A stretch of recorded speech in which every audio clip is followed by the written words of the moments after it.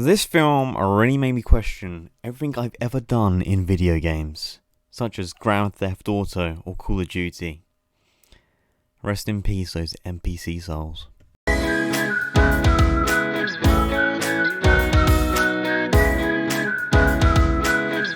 Hello everyone and welcome to IMRT Reviews. I'm RT and today we're doing a non-spoiler review of Free Guy. So, let's get straight into it.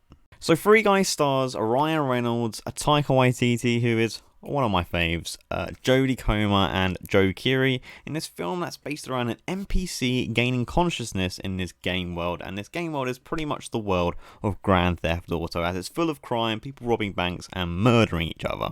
So first of all, we're going to talk about Ryan Reynolds, who is the big star of this movie, and I already know what people are going to say about his character, and that is, he's just playing Deadpool again, man. And to those people, I disagree with you. I think he is extremely different in this movie in the fact that he plays an extremely innocent character.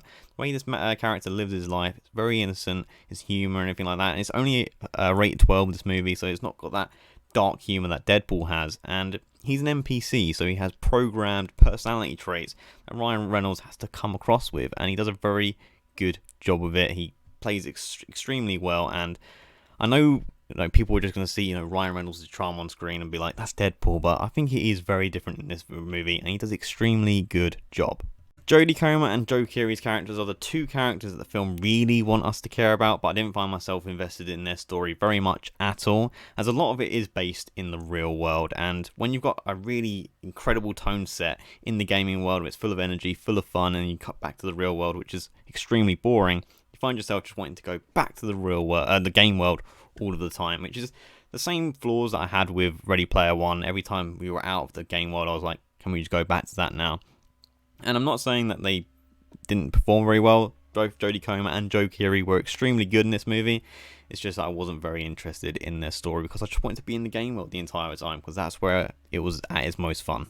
So Taika Waititi, hi, my name is Korg, I'm a bunch of rocks, is the big bad of this movie. He's one of my favourite people on the planet, so I enjoyed his performance in this role very, very much. And they use his character to just throw out the messages of this movie with the problems in the entertainment industry today, and with like IPs and sequels and stuff like that, and they do it in a very comedic way, so it's not overbearing with its message. It's not just shoved down your throat like this is the message of the movie. It's done very well, and I say 80% of Taika Waititi's jokes land and have me cracking up in the cinema. There are a couple of times when the other messages of the movie are a little heavy-handed, but most of the time the messages of this movie are very subtle and work with the story very well with its themes of life and just living life in general. The film looked good overall and the special effects were top notch. There was no moment where I was taken out of the film because of a terrible special effect.